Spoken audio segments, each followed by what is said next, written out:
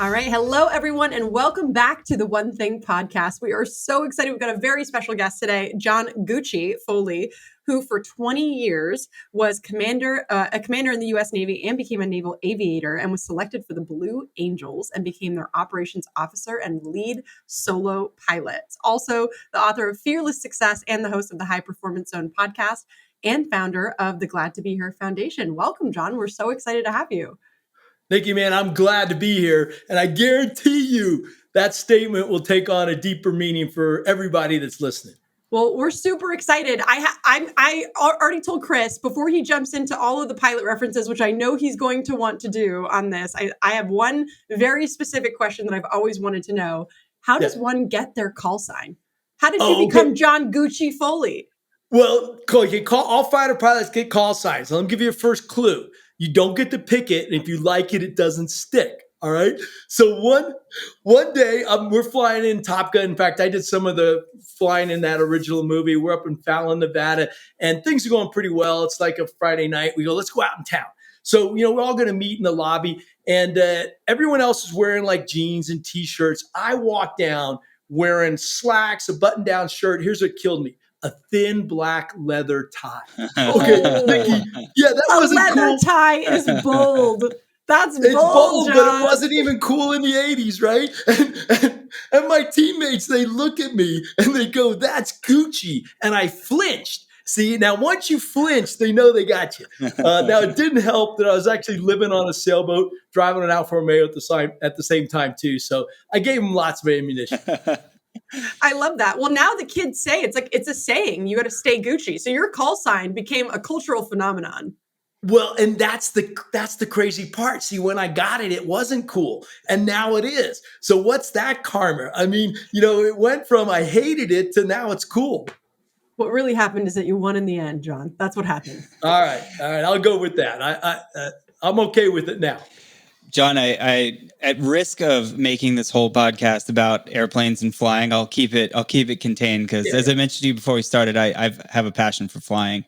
But I went and saw the Blue Angels for the first time when I was 12 years old. My dad took me to the Air and Sea Show, the huge event they have off the coast of Florida. Fort Lauderdale. I saw the Blue Angels, and that's when it began. I began my flying journey. But I'm curious to hear how you got into it and how you discovered aviation and how it's grown into what you have today in your business and your books. Well, here's what's classic because it's very similar to you. So I was actually born in Germany. My dad was an Army officer, and I loved my dad. I wanted to be just like him, but he was an engineer and he was an Army officer. So that's what I thought I was going to be. One day he took me to air show. Here's ironic, Chris, 12 years old. So cool. But my 12-year-old story was Newport, Rhode Island. And I look up in the sky and you've been in an air show. It's visceral. Man, you can feel it. It's like the biggest sporting event you're at. There's smoke oil in the air. You feel the jets, the crowd's all around you. And I'm like, I turned to my dad that day. I said, Dad, I'm going to do that. A 12-year-old kid, right? I remember distinctly that day. I can still bring it clear in my mind because it hit me in the heart, not the head, right? And I think that's a critical point for any entrepreneur out there, any successful person. You got to connect the heart and the head. And that happened that day. It happened in an instant. Now, was it easy? Hell no. Are you kidding me? It took me 18 years, tons of obstacles. I got rejected 3 times for the academies. I accidentally shot a missile by mistake one day. I mean, I had all kinds of struggles getting to that day, but 18 years later, man, strapping in that blue jet with the gold helmet. Now it's about sharing those experiences in a way that helps others. I'm sorry. Can we go back to you shooting a missile by mistake? What did that catch your attention? I just saw you like try to roll right over that. Yeah, you shot a missile by mistake, John. Well, how it even gets worse. I almost shot down my own boss. So who's ever out there listening to this thing, don't do this, man. I don't know what this is in your world, but it ain't good, man. It's not good, right? This person doesn't get invited back to the second interview usually. No, exactly. No, man, I got grounded. I mean, of course. Okay, so quick story. So Navy fighter pilots, after you go through the training, you get deployed on aircraft carriers. So I'm deployed on my first aircraft carrier. It's called the Enterprise. We're out there over in the Persian Gulf area. This is back when Iran was the problem before Iraq. Okay, remember they were mining the Straits of Hormuz. So I'm leading some preparatory strikes. We know we got some stuff coming up, and I'm a flight lead of the squadron and of the carrier. And so we're going to go out there and we're going to drop some bombs and then shoot some missiles. I mean, that was the game plan, right? And so I briefed this thing, and I dropped some ordnance. I pull off. My wingman joins me, and he goes, "Hey, Gucci, you got a hung bomb." And I'm going, what? I look out there and there's bombs hung on my airplane. Well, that's not a normal thing. And they don't like you to land on the aircraft carrier with bombs bouncing around the flight deck. So you got to jettison this thing, right? It's called an emergency jettison procedure. Now, I'm in the middle of the Indian Ocean. Normally, you would go through the checklist. You go through all these special procedures. I'm looking around. I'm like, you know what? I'm just going to puke this bomb off. So I don't break out my checklist. I reach up. There's this red guarded switch. There's a reason it's red. It's a reason it's guarded. It's the emergency jettison switch. And I hit the button. And the next thing I know, this missile comes flying off my jet, a live heat-seeking missile. And I got to tell you, it goes right by your head. And it's like, and I'm like, oh shit, come back. I mean, have you ever had an oh shit moment? This is one of them, man. I got to tell you. And it's a heat seeking missile. So it's going to go whatever it locks on. And my boss was flying a jet, not far away from me. Luckily it missed him, but it locked on the sun. Now, you think I got a problem on my hands, right? So got a few the problems. bottom line is I land the jet. Yeah, I was just about to say, I can say I've done a lot of stupid things in my career, but I've never shot a missile at my boss. No, not a good thing. Not good at all. Luckily, it missed him. But anyhow, I land the jet and I go walking in the carrier commander, and he goes, "Okay, what happened?" And I go, "Boss, I blew it. I had a hung bomb. I didn't break out my checklist. I ended up getting the switchology mixed up. And when I hit the button, the missile went instead of the bomb." He goes, "Okay, thanks for telling me. You're grounded." Now, ground and a pilot don't go together. So, up to that point, things have been pretty good. Section lead, division lead, strike lead. I'm working my way up just like any company. And this is a big setback. So bottom line is, why do you think that mishap happened? What do you think the root cause of that thing was? Well, you said not using your checklist, and certainly that's one of them. I'll call that a material cause. It's not the root cause, though. Keep going. Why do you think? So you guys are the one thing, right? So what's the one thing that caused that mishap? There's a bunch of circumstantial stuff, but what was the one thing? I have to imagine it's you not following the same process you do every time. Yeah, that's definitely a piece of it. Now, you know what it is? Complacency. It took me 3 days to figure out that I had gotten too comfortable doing something I shouldn't be comfortable doing. Was it that I didn't follow my process? Yeah, absolutely. Was it that if I'd done my checklist, I would have figured it out and broke the chain of events? But it was complacency. You see, I got too comfortable flying with live ordnance. Let me tell you, the first time you fly with live ordnance, little hairs stand up on the back of your neck. Little hairs on my head. I used to have hair back then, by the way. Okay, but the bottom line is I had gotten too comfortable. And, so here's the real question for everyone who's listening. What are you complacent about right now? Where's your blind spot in business, in life, in a relationship? It doesn't matter, right? And here's the cool part of this story. So I was grounded. They ripped up. I had just applied to the Blue Angels. My commanding officer ripped up the letter, by the way, it's kind of interesting. If you ever have somebody put a letter in front of your face and rip it up, but that's truly what transpired. So once I learned that, it took me a while. I ended up having to go to the Marine Corps. I was an instructor pilot with them, flew jets and taught people how to actually land on aircraft carriers. And then I got a chance and I got selected for the Blues. And they asked me in my interview, one of my interview questions was, "Hey, Gucci, have you ever done anything dumb in an airplane?" Okay, that was the interview question. Yeah, talk about a setup. We all get interview questions, right? So how are you going to spin this? Spin it? No, man, I'm authentic. I said, "What, are you kidding me?" All the time. Let me tell you the time I accidentally shot a missile, almost shot down my boss, and they hired me. So why do you think they hired me? Because of that story. Well, why would they hire you for that? Well, hopefully you attach the lesson that you just shared with us. Yeah, that we can be reflective in the mistakes, which is what really matters at the end of the day, right? There you go. It's not the mistake; it's what you learn from it. I mean, it's that simple, right? And I learned from it in my heart, again, not my head, And you're not going to repeat that again, guarantee you. But more importantly, I can teach it to others. You see, that's what the Blue Angels, we want not just fighter pilots. We want people that are instructors that can actually teach others. Your real mission is to inspire greatness in another human being. We call ourselves ambassadors of goodwill. That's the mission you want. And yeah, I normally don't tell that story, but what the hell? Complacency, you caught though. on to it, Nikki. You grabbed it. Complacency is a powerful lesson. I mean, I think there's a lot packed in there that you mentioned that everybody can relate to. There's an interesting analogy that I've been exposed to. Is like, remember the first time you drove on the highway and you're like, oh my God, there's death everywhere. This is terrifying. You're doing 85 miles an hour. This person's texting. Well, when I learned to drive, no one had phones, but you know what I mean? There's chaos all around you. Now you get on the highway and it feels like nothing. And that's true with everything and anything. I've been around some extreme sports, and the most extreme end, people just get complacent. It's like cognitive dissonance. So to your point, like, how do you recognize your blind spots? Because it's no matter what you're doing, if you do it repetitively enough, you can become complacent.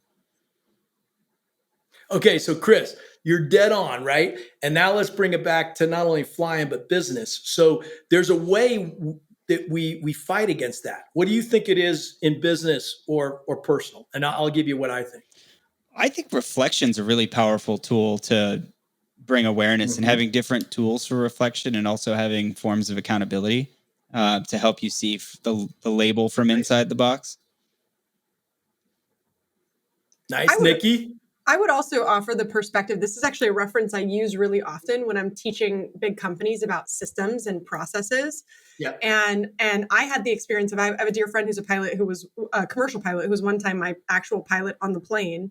And I got to come in early and watch him kind of go through his whole process. And he's doing this checklist. And I said, hey, Mike, out of curiosity, how many times you lifted one of these things off the ground? He's like, man, probably like 10,000 at this point. Yeah. And I said, why are you still following this checklist? And he said, because if you don't follow part of your checklist, I come from a real estate industry. He says, you get a bad review. If I don't follow my checklist, somebody dies, or I shoot a bomb off at my boss, right? So for me, I think the way that we work around this is by having those checklists and those processes that people follow in order to ensure that even when we get complacent, when it feels, to Chris's point, when we normalize, that we're still following all the things that made us successful in the first place. Yeah, so I love it. So I'm going to high five you. I'm going to double stamp that. Absolutely. There's a process and there's a mindset. And I think you need both, by the way. Okay. So fundamentals, hit the process. Aviation knows it well, checklists and all that. And you told it really well. So on the Blue Angels, though, we discovered that there's actually a secret sauce to doing this, okay? Besides the idea that you brief every time you go flying, so you don't wing it, right? I mean, and you hit those processes, you hit those checklists. What are the specifics? And that's fundamental. So in real estate, in anything, what are your fundamental checklists? Okay, get that done, and absolutely don't diverge from that. That's not going to make you great, by the way. Okay, that's not greatness. That's just fundamentals. You know, it's like Nick Saban called me up and had me speak with the Alabama football team, and we won the national championship that year, by the way. And he said, "Hey, Gucci," I asked him. I said, "Hey, Coach, what do you want me to talk about?" He goes, "Look, you know what to talk about." He says, "I have fundamentals. I have a program. It's part of the process." What he really wanted me to talk about was the mindset of greatness. See, that's the differentiator. Right. So I'm going to say yes to process, yes to all this. In the Blue Angels, we do that. But what we really do better than any other team in the world, okay, any other organization in the world, now I've spoken to over 2,000 organizations. Not only, I spoke with you all, Keller Williams, by the way, I've spoken to Microsoft, Apple, to all the VC firms, in Silicon Valley, to BMW, Mercedes-Benz, you name it, right? And here's the key, though. The key is not the brief. It's not the preparation. It's not the process. It's what you've learned from that. You see, it's what I call the glad to be here debrief. And the Blue Angels, and you know the concept on debrief, okay? That's not a new concept. But what we do better than any other organization in the world is we make that a connective experience, an experience where, Chris, you talk about, where accountability is a given. It actually becomes personal responsibility. It's where you connect with your teammate. It's a leadership moment. You have a safe environment so everybody can lay it on the table, be brutally open and honest. Humility reigns, not egos. Okay. No withholds, all these things that you see in the corporate world. We found a process and a way to do it that actually allows you to overcome that. But here's the cool, and this is the last thing on the secret sauce. It's glad to be here. We celebrate our victories. We focus on the joy of being part of an elite team, the joy of being part of something special. And we end all our comments with the glad to be here. That's why I'm wearing the shirt. It says glad to be here. That's the secret sauce. You got to do all that other stuff. But if you want to be great and sustain greatness, you got to connect with the glad to be here. Can you expand a little bit more on that? Just really talk about, John, like, where does the glad to be here mindset come from, and what does it really mean? If I'm using that in a business application, walk me through how I get my team to have a glad to be here mindset. Yeah, beautiful, beautiful. Well, the first thing I say anytime I hear a question like that is be Gandhi. Okay. And why do I say be Gandhi? Be the change you want to see in the world. So if you want your team to have this engaged, we heard the word engagement all the time, right? If you want your team to be engaged, then you better be engaged, okay? You want your team to be glad to be here, you better live a glad to be here life. You better feel like I feel right now, man. I'm just grateful to be with you too. I'm grateful to be on this podcast. I'm grateful to share this information, hopefully with thousands of people who can use it to make a difference. So number one, you got to be authentic, right? And glad to be here is not a foo-foo fluffy statement, okay? It's this combination of excellence, operational excellence with appreciation and gratitude. And you got to add them both. So we're highly self-critical of each other, of each of us first. I am looking inward. If you think about why is the debrief so important? Why do I do this every day in my life, not just in the business? It's because I know that I have to be self-aware first. If I'm self-aware, that's step one. Now I also got to have, the courage to lay it on the table. No withholds, okay? You got to be willing to talk about your own mistakes first. And that's what we do in the Blue Angels. We don't point out anybody else's mistakes. You look inward first. And it doesn't even have to be a mistake. Here's the mental piece. What could I do just slightly better? What could I have done slightly better for the outcome? Now, what you want to do is you want to make sure that this debrief and the way I teach this is it's not done just when there's mistakes. And you don't do debriefs just when you got a problem with your business, okay? You have to put this into the DNA of your organization. It becomes your cadence of execution. Just as you all said, it's so important to know your processes, to have the briefs, keep them simple, by the way, communicate well, all those standard things, okay? But what you really need to do is have it in the DNA of your mind. What did I learn today? How did I grow today? And learning and growing is two different things, man. Learning is just, okay, I got some new knowledge. Hopefully that's happening here on this. But growing is applying it. Growing is saying, hey, I know when this works and when it doesn't work. And then the third piece is giving. You better give, right? You got to give your knowledge. You got to give your time. You got to give your wisdom to somebody else. And that's really where it starts there, Nikki. It starts with giving. I have a saying, tell me if this resonates for you, John, but I have a saying, I like to lead from the front. And I guess another way to say that's to lead by example. And I think that's an important hat to wear when you're even in a team of peers, right? It's you all have to be leaders in your own way. And I love the way you describe that. It's even harder there, by the way. Mm-hmm. Chris, I think you're right. You hit it key. The reinforcement doesn't come from the top. It comes from your peers. Okay. And that's sometimes hard. It's hard to be vulnerable in front of your peers. Heck, it's hard to be vulnerable in front of your spouse or your significant other. That's the absolute most important person. You said something earlier too, which is I think, a really important call out, John, which is you don't just do these debriefs, or you don't just be vulnerable when things are challenging. And I think that's a mistake that a lot of leaders make, is that they start coaching only when things are bad or wrong, or they start trying to be vulnerable only when things are bad or wrong, which typically doesn't work. We're most defensive when we've just done something wrong, or when we know we've made a mistake, or when we know things aren't going well. And that's often when a lot of leaders will try to start implementing something like this, which is almost always the wrong time. Is that what you see? Yeah, 100%. You got it. So I think what we have to do, and maybe to give a better answer to your earlier question, how do you teach this? Is you got to paint the picture first. Okay. Anything I do when I go in and work with organizations, not just with the keynotes, but afterwards, is we got to paint the picture for what excellence, teamwork, real high trust really looks like. What does the glad to be here mindset look like, right? I do that with video, right? It's actually easy for me because we go behind the scenes. You get to see me flying 18 inches from a 22-ton jet upside down sometimes, right? You get to go into the briefs and the debriefs. You get to see not only what we're talking about, but get to see these high-level people being brutally open and honest and vulnerable, right? It's kind of cool. It's really fun. So you got to paint the picture first. Then you have to adapt that and put it into your processes and systems. And I had I was just with Mayo 2 days ago, and one of the top neurosurgeons there, we're talking about how do you implement this? Because, healthcare needs it really bad, right? And they get the checklist, they get all that kind of stuff. But the Glad to Be Here debrief is really the game changer. And he goes, Gucci, I got it. He said, this is it. I said, he says, this is what will be the success. Here's the one thing, okay? If I bring this in as an extra step, an extra part of my protocol, another meeting, no one's going to buy in. We're already too busy. We already got too much crap going on, okay? He says, I've got to change the mindset that this is actually part of our protocol. This is just how we do business. It's as important as being prepared for something, right? And that's the key. And now, and the beautiful part is once you know how powerful this is, and we can do them quickly, by the way, we could do a debrief right here on the show here towards the end if you want. You can do this quickly, and you can bring out feelings, not just facts. And I'll say that again.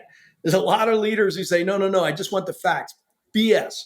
I need to know how people feel. I want to know you feel good about an event or not, okay? And you got to have a safe environment, psychologically safe environment where people are willing to share, because we all know most aren't. They're withholding something, right? So anyhow, we got to break down those barriers, make it into a positive experience. It doesn't mean it's easy. Sometimes, they're tough, right? But and we connect the line, commit. I'll say that again. This is the key. You got to connect as a human being. You got to align with your mission, and then you got to commit, and you got to be all in on this mission. And if you do that, then the processes become pretty much simple. They reinforce. I love what because there's a cultural, organic cultural development that needs to happen that you can inspire to create a place where people are willing and to be vulnerable, open, and share. Leading from the front's a really great way to do it. And in your words were better than mine. But it makes me think about what you said earlier about, because you called yourself Gucci, like the doctor called you Gucci, made me think about the call signs and what a cool thing the Navy does with their pilots to inspire some of that vulnerability right from the gate, right? Right as you go through the gate, it's like, we recognize there's somewhere you're trying to hide and something that you need to get out. So you really encourage that. So it just made me think there's some things that I don't think everybody in an organization should give their team members call signs. HR would go nuts, but there's probably something that's actually exactly where I was going with this, Chris. I was like, I think that we need to give our whole team call signs. Okay, well, I'm in. I love Absolutely. And you're hitting on it because it builds chemistry. It builds camaraderie. You connect, and they don't have to be cool. All right, now, HR is actually interesting. The Navy jumped down on certain call signs because some of them aren't HR compliant, right? But the key here is that it be authentic, right? And it build that camaraderie. I mean, hey, check this out. So I just wanted to show you. This is the real deal, right? This is my Blue Angel helmet. A couple cool things. First off, cool. Gold visor. All right, you ready for this? Gold visor. It allows you to look directly in the light and not blink. I think that's a pretty cool leadership metaphor, pretty cool sales metaphor. When the heat's on, when the pressure's on, can you look directly in the light, not blink? The reason I brought it up though was because there's the logo. We don't call it a logo, we call it a crest. Here's what's interesting: when you're selected for the team, you're not allowed to wear it. You're not allowed to wear it until your teammates and your peers tell you you've earned the right. You got to earn the trust and respect of your teammates every single day. And in trust and respect, small things matter. But the whole reason I brought it up was, check it out. What's that say there, Nikki? Look at that. It says Gucci on the back. Gucci on the helmet. That's it, That's man. So cool. You get your call sign on the back of your helmet. You get it on the airplane too. It's kind of cool to walk up to your jet and see your name painted on it. and with your call sign. I was just about to say cool the problem in a regular organization is that we don't have anything cool to put it on. Maybe a jacket or a mug or something. I certainly don't have a plane that I get to jump into. Yeah, but the mug, check it out. I'm going to send you guys 2 of these, right? Glad to be here mugs. How cool would this be with your call sign on it, right? Please, So we got to come up now with a call sign before the end of this, John, because I'm into it. I want a mug with my call sign on it. All right, now, you know who gets to pick it? Not you. Not you. I was going to say both of you, right? All right, I'm going to be on my best behavior from this point forward. Right, and you got to earn it, man. And if you do something stupid, you're going to make it easy for us, okay? Oh, man, I love that. Well, I did not wear my leather tie today, so I won't be competing with you. That's all I know. I don't know. You're looking kind of Gucci. I think you work. Look at that. Can I compete for Gucci? Everything. Come on. You said something earlier that I want to come back to, because I think that the military has long been in its entirety a study for how to build and create culture really fast. Yeah. Which I just think is so fascinating. And there's so many ways that happens, but especially when you're talking about these debriefs that you do, and this idea of building psychological safety and having to have these really hard conversations in high pressure environments. Yeah. How do you train organizations to do that? Because I think this is an art that is so lost and so often not taught. And yet it helps us all to be better, to be able to communicate something that might, we would call it feedback, right? Usually in a business organization, but that might be hard to hear. It's hard to teach people how to deliver that. It's also really hard to teach people how to receive it and then take action on it. Yeah. So, well, first off, I love that you're on it. The word I want to go back to is culture. See, that's exactly right. Okay. Is that what we're really talking about here is creating a culture of excellence and also a culture of caring. See, now that's the key. You got to have both, right? So I don't care how good you are. If you don't care, if I'm working for you and I don't feel you care about me, or as the customer, if I don't feel like you care, I don't care how good you are. Okay. All right. No one cares how good you are until they know you care first. Right. So that's the giving. That's the caring part. Then I do care how good you are. I want to know you're world class. I don't want to team up with people who aren't world class. Come on, man. And now if you're not there, that's okay. Let's keep working on it together. All right. That's how we're in this thing together. So it's all about a culture. It's also, you got to know your center point. And I say center point, that's what we used in the Blue Angels as air shows, as an alignment tool. What is, you can say it's your mission statement, okay? But it actually goes a little bit deeper than that, because center points can be both strategic and tactical. So I got to get people aligned. We got to know what's our objective. And then there's a ton of different roles. When I come out, we have a maneuver called the loop break cross in the Blue Angels. I use this metaphor when I'm working with companies all the time. Okay, you got 6 jets. We're 18 inches from apart, by the way, which is so freaking cool. You don't realize when you're 18 inches from another jet, you can actually see the cracks in the paint of the aircraft next to you. Imagine doing that. You're giving me chills. Well, I hope so. They gave me chills too, because you gotta be aware, right? And then you can see these cracks in the paint. This is a 22-ton jet going 500 miles per hour, right? All right. And then the boss says, up we go. And on the G, you go all 6 jets going up into the vertical. I mean, vertical, not a passenger jet. Vertical, right? And then you go beyond the vertical. You tilt your head back. You see the horizon come up. All right. And now you're 18 inches from this jet now. Don't forget, while you're doing all this, you're not kind of hanging out. All right. And then you're going down the backside. The G forces are coming on. And then the boss says, smoke already break. And you go into 6 different directions. Okay. And so we did that every day, right? I mean, that was just one of 30 maneuvers. But here's the analogy. So I got people with different roles, different responsibilities, same thing as you do in a company, right? We're all going in different directions, but we come back and we cross. And it's a beautiful maneuver. We're all 6 jets cross over this center point in a perfectly lined stack, right? And that's because, number one, we know what the center point is. Okay, we also are making continuous adjustments. I mean, it looks like we're constantly, it looks like if you ever watched the show, we're perfect. No, we're constantly off. We're just making adjustments quickly, and we're making small adjustments. And then we get to that point, and when we stack it means everybody's role hit at the right time for what the outcome.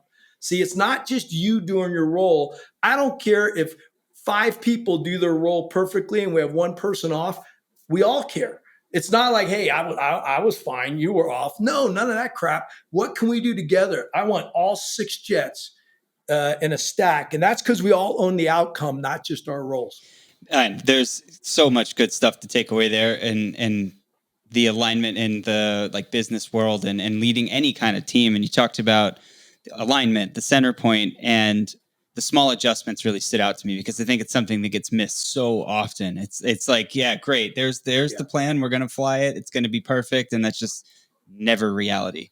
And like, how can you make those small adjustments to course correct and to recognize them and as quickly as possible, make the adjustments. And that's something that I think it's overlooked very often in business planning. It's how frequent those adjustments need to happen.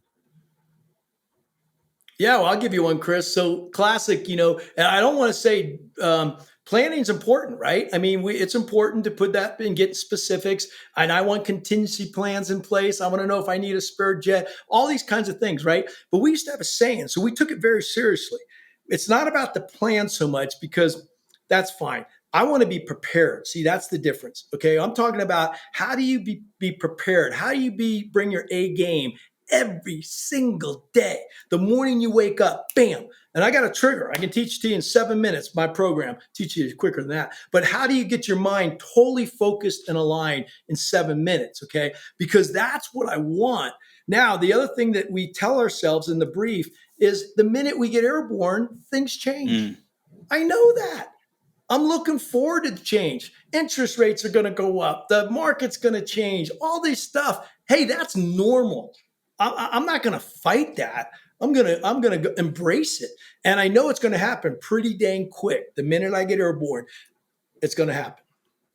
Well, I think this goes back to how important it is that, we talked about, obviously it's important to have the checklist and have the systems, but you also have to have the mindset around being agile. You have to, and then you have to trust that the people around you who are also on the way to this destination, that the team around you is able to make those quick adjustments and able to think for themselves when they need to move quickly. I mean, that's part of having the A team around you, right? Oh man, I love it. You use the word trust. And, and I'm going to go back to you because that's the key. We had high trust contracts, okay, that basically says, I'm going to do, like for me, when I came up with my opposing solo, we were the solo pilots. Solo pilots are the maximum performance demonstrators. My job was to break the jet. Okay, I want to break that airplane. I want to pull as much G as possible, right? So I'm coming at my teammate at 1,000 miles per hour closure, crossing within a wingspan, right? And I do that with simple contracts, which was Thumper. My wingman, Thumper. I said, look, I'll be on the flight line. I won't be 5 foot left or 5 foot right. By the way, the flight line is the inboard edge of the left painted stripe on the runway.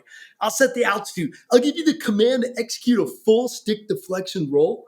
You have one job. Miss me. It's the biggest game of chicken. Yeah, it's the biggest game of chicken you ever played. But, Nikki and Chris, that's the level of high trust. I'd point my nose at him and he'd point his nose at me. And we said, you know what? I'll be consistent. You miss me.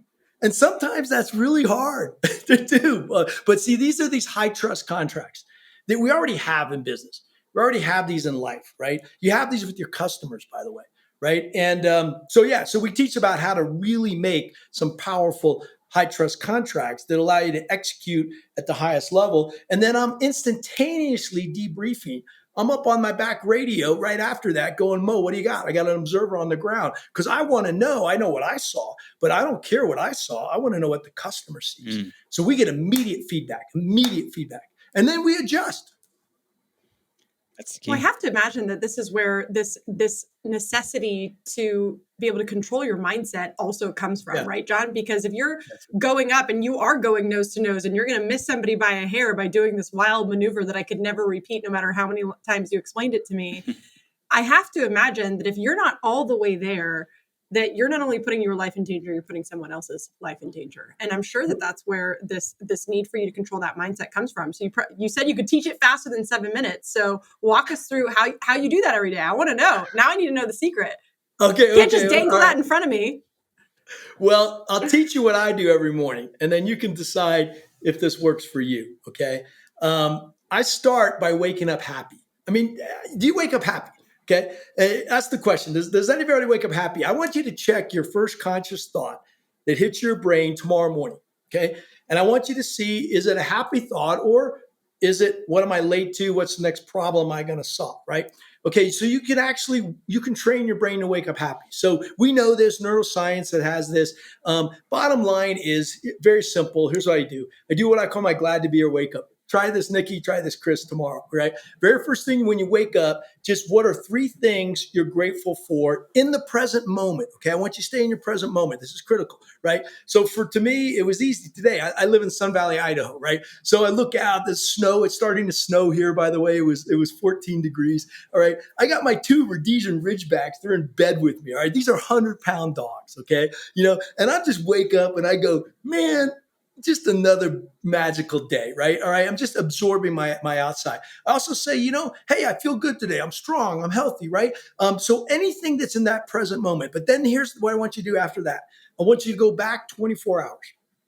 And I want you to reflect, debrief, okay, on what happened yesterday.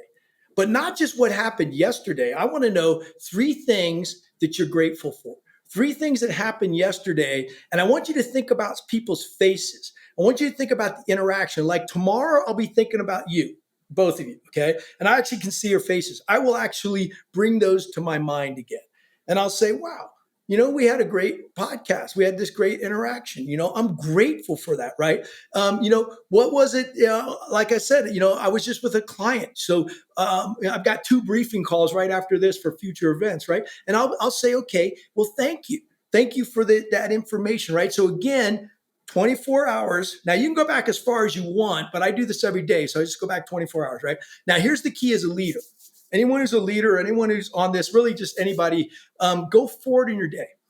3rd step, go forward in your day. And I want you to think of others, not just yourself.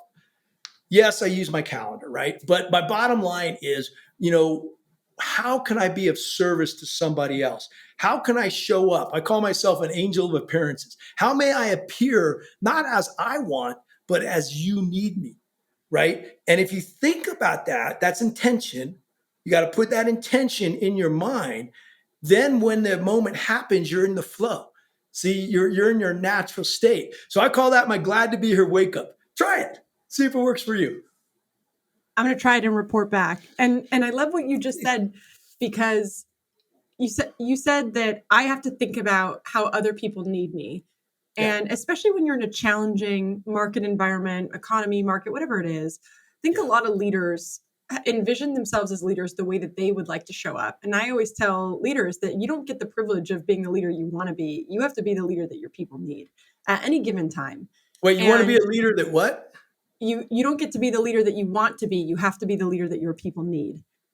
Love it. Good. I like that. And I think the way you organize this is really has forethought around what do my people actually need? Because it's great to say that in theory. It's something else to actually say, what is it that they need and how am I going to take action on that?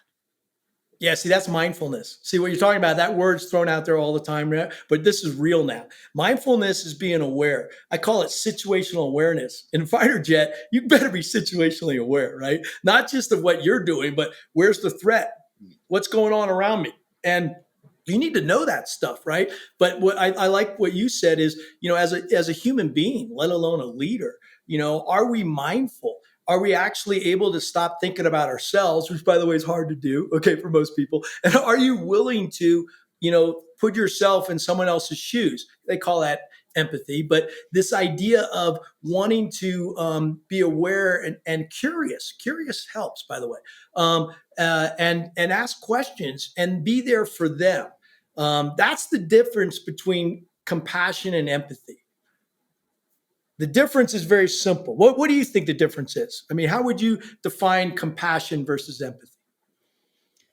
One feels more intentional. My personal. Yeah. Go ahead, Nikki. That's exactly where I was going to go, Chris. I was going to go exactly there. That compassion to me says I feel for you. Empathy to me says I have the ability to put myself in your shoes. Okay, so very similar. I love where you're going. So the feeling for you and putting yourself in shoes, that's a technique. That's empathy. Empathy is, can you feel what the other person's feeling, right? All right, compassion has empathy. You got to have empathy to have compassion. But there's one significant change, and that is you have to take action. Okay. Compassion involves action. Compassion involves wisdom. So empathy is I feel for you. Compassion is what do you do? How do you support that person? Can you share your wisdom? Now, sometimes the action is nothing, but that's an action step, right? Sometimes it's just put your arm around somebody and just be with them. Okay, fine. But most compassion means, hey, I need to do something, or you got to share. So it's action. That's the beautiful part. So I'm always working on compassion. All right, I'm trying to figure out how can, and as a leader, how can you help or serve that other person? And it really works good for customers, by the way. Yeah, I'm sure. Yeah, earlier you mentioned the team will, like, something to the effect of the team will move as fast as maybe like the slowest team member, or if there's someone on your team that's struggling. And I think there's something to that too, and like recognizing as a leader where you invest your time, and identifying like, hey, we as a Yeah. team can truly only move as fast as the team member who's struggling. And I think you can naturally, as a team, start to maybe shift your focus away from, because it feels like it's a drain, but truly you need to pour into to move everybody forward. And I think that comes from a place of compassion and understanding. Oh, I love you. I love your thought, Chris. I don't think I actually said that. I think you heard that, which is really cool. All right, that's even better, right? Because you heard my words in your own mind. I was talking about the 5 jets and one being off, and you took that analogy and you moved it to where you are, which is, by the way, incredibly powerful. I think that's good, and that's what you want people to do. I want people to adapt and adjust. So, but to answer your question, here's how we did it on Blue Angels: is we cannot fly at 18 inches unless all 6 pilots can fly at 18 inches. All right. I can't have 5 people there and one person be at 36 inches because it looks like hell. So what we have to do is come together. All right. Now, not everybody is at the same speed. All right. So what do? We have an incredible coaching and mentoring program on the Blue Angels. When you get on the Blues, you're assigned a coach. All right. And this coach is there to help you one-on-one. Then, because of the methodologies that I teach on debrief, you're getting coached in the debrief, but as a team, as an organization. So we're doing one-on-one training, we're doing team training, and we're pulling this all together. And if somebody's having a bad day, we loosen it up. Okay, we loosen it up, and then we work, we help each other, and we get back together. And we all know that everyone's going to have a bad day. It's not going to be just that one person. Okay, so I want to be attuned to how people feel, what's going on in their life, not just what's the next task I got to do. That's not it, man. Glad to be here. Is you got to appreciate your people, you got to care, and you got to be authentic yourself. That's the issue, man. Just be authentic. Okay. I'll work with you if you're authentic. If you're hiding something, or if you got some other stuff going on, be authentic about it. We can work through it. You've got such an incredible career, and clearly you've done some amazing stuff. What gets you out of bed today? Like, what excites you and gets your blood moving that you're focused on? Well, believe it or not, this podcast. I'm not saying that just because it's the podcast, right? Because it's the medium that I can share whatever I have with others. Okay. So it's always about how can I impact somebody else? All right. What's the most efficient way? So I call it learn, grow, give. That's one of my mantras. How can I learn today? How can I grow? More importantly, how can I give? Then I realized I have the order wrong. It starts with giving. As long as I'm giving, all that other stuff will come there. So that's the main purpose of my life. I think about passion, purpose, and presence. Okay. But I have fun. So the other thing that gets me out of bed is I'm going hiking right out my door here right after this, okay? We'll hike up 2,000 feet. We're up at 10,000 feet. I live at 6,000 feet, right? I got my dogs, all right? They love going out there, and we're in like nature, man. We're talking about wolves and mooses and elk, and all these things are running around. I had 2 moose bed down in my yard last night, right? So I get out into nature. Exercise, Chris. I got to exercise. Okay. We all do. It brings endorphins. Okay. So I'll hit the gym, I'll hit weights, but more importantly, I'm going to get my cardio up. I'm going to do something. Now, the snow is hitting. I can't hit the slopes yet, but in about a week or 2, I'm hitting the slopes. I'm going heli skiing. I mean, I'm constantly pushing myself in a fun way. I'm not pushing myself to push myself. I'm like, this is fun. This is exciting. Right. And then don't forget to say thank you at night. And that's my other thing is that in the evening, I do that glad to be here again. But what am I thankful for? Right. And I rejoice. And this is critical. We all need to do this. Rejoice in your own brain what happened that day. Did you have something to be rejoiceful for?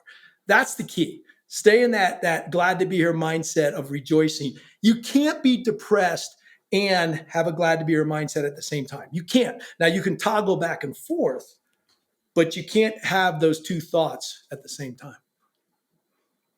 Gucci, you're just a cool guy. You really are. I'm like, this guy lives the life.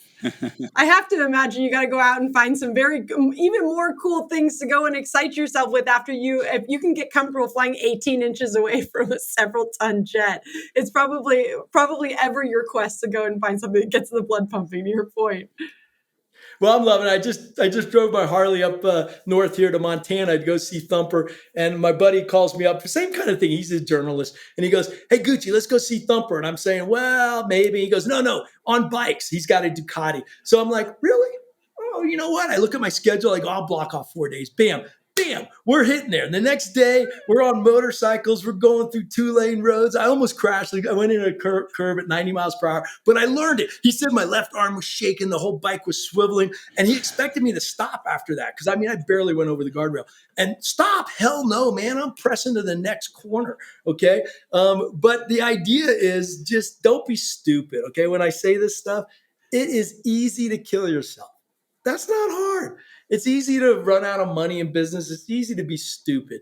It's what's hard. And what I like, Nikki, and you're sensing it, is I like to push that edge, man. I know what it feels like to be on the edge. I love that. Now, here's the key. You can't stay there.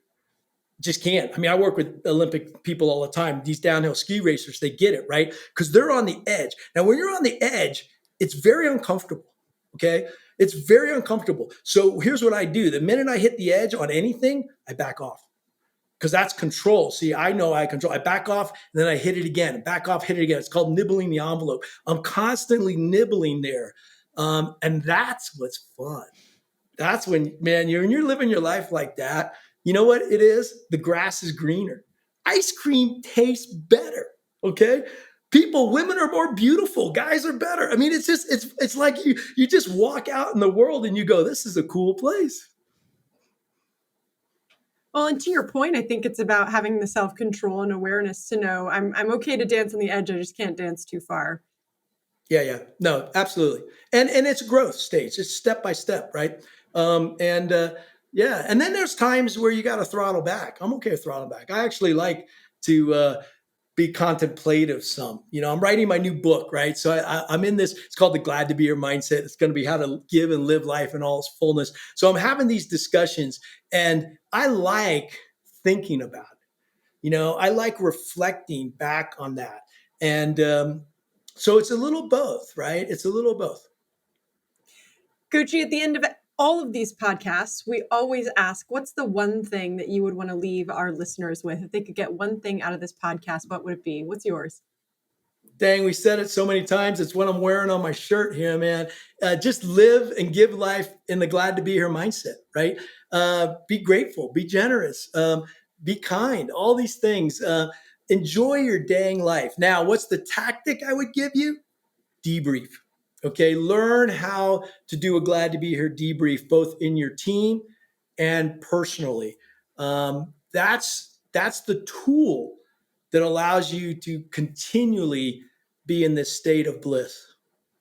I love that. And if people want to connect with you, where should they find you? Best way is website, johnfoleyinc.com. I think there's a sign up thing you can put in there. I send a weekly newsletter out. More importantly, hey, I got something cool for everybody who has kids, right? Anyone who's got youth. I'm doing a special thing December 20th, a webinar. It's free. For youth on how to reach their hopes and dreams, right? So maybe we'll tell that story, Chris, about a 12-year-old boy looking up and seeing the jets, right? But the key is that, I want to get this message out, not just the corporate world. We speak over 100 times a year to all kinds of great corporations. Working with P&G right now to develop, how do the best get better, their innovation, right? So we do all that, but I want to empower youth. man. So anyhow, just connect. LinkedIn's really good too, by the way. I got a whole team that supports me, and whatever we can do to share this information, and you guys keep it up too, man. The one thing's a powerful message, and I think you're helping a lot of people. So thank you. Thank you. Thank you so much for being here today.